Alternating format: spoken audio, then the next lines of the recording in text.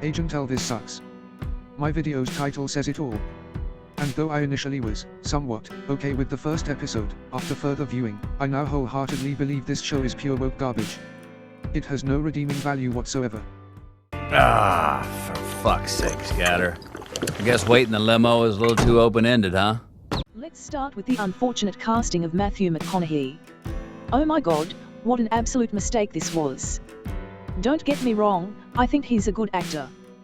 From what I've seen in interviews, he seems like a cool guy, an awesome person, but he doesn't embody Elvis, at least not like Austin Butler did, which obviously would have been a much better choice.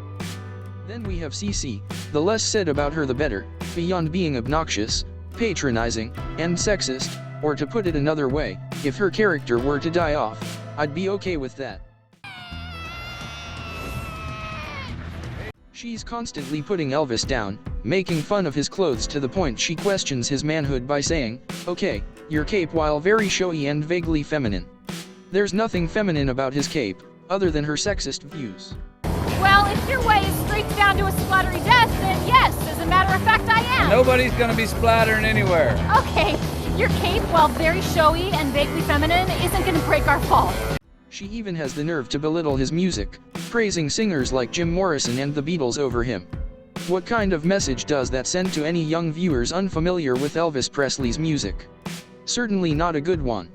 Incidentally, both Jim Morrison and the Beatles have gone on the record claiming they were either big fans or heavily influenced by his music. Turn that psychedelic drug shit off. Over my dead body. And by mine I mean yours. Jim Morrison is an actual god. Like one of the hot Greek ones. Well, would you look at that? I'm even on out here in the middle of nowhere. Fitting. Out here with all the other dusty antiques, Gramps. I'm 33. Ooh, yikes. Okay, look, your music's just not my thing. I'm sorry. Well, that's literally not possible. Give me that. Oh, here we go, right? Can't get away from that damn song. Uh-huh, that's because everybody loves them. Kind of like your stuff way back when, like during the Roaring 20s or whatever. Wait, did they have radios back then? Furthermore, this show is a paradise for the tinfoil-wearing community, meaning it is chock full of every conspiracy theory you can think of, and then some. Now normally, I wouldn't have a problem with that, except they make light of JFK's assassination. Not funny. So where is this boss of yours? He'll be here any minute. He's flying in from Monte Carlo, had to have a little chat with JFK. JFK's dead? It's a goddamn national tragedy. Oh, that's right. He's dead. I keep forgetting that. And you're saying he's not? Well, maybe you shouldn't believe everything you see on TV. Also, what happened to Howard Hughes in real life was extraordinarily sad, but once again, Netflix just turns him into a joke, like it does with Elvis. Everything is played for laughs except none of it is funny. It's all about making fun of dead people.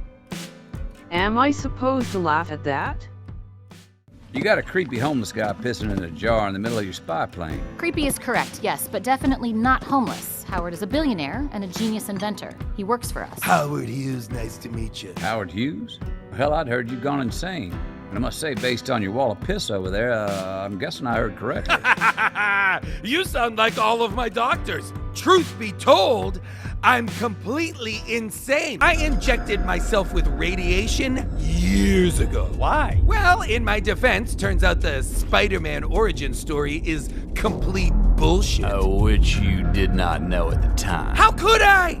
It's a total con job. No kick-ass spider webs, can't climb walls for shit. All I got was razor-sharp fingernails you can't cut and urine that's basically acid, which is why I use the jars to save the plumbing.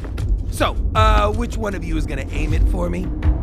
God damn, it sucks up here. And then there's Bertie. You might ask, who's that? But honestly, who cares?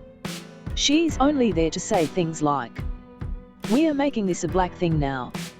Because apparently, calling white people crackers is not racist at all. Sarcasm, for those who can't detect it. Great. There goes the neighborhood. Oh, whoa. So we making this a black thing now? You playing or you talking? I'm gonna enjoy beating your cracker ass. We even have a character called the Commander, who's CC's boss, and who apparently wants to hide using a cloaking device so that he can be standing right next to an attractive man in a restroom to watch him urinate. Now that doesn't sound perverted at all. Once again, sarcasm. I do not believe we've invented a cloaking device, I didn't sir. think so. If we had, it'd be a very different world, wouldn't it, Doyle? I could be standing right next to an attractive man in the restroom to watch him urinate, and he wouldn't even know I'm there. Let's do the math here. Reinforced steel door versus a little lady with a fire extinguisher.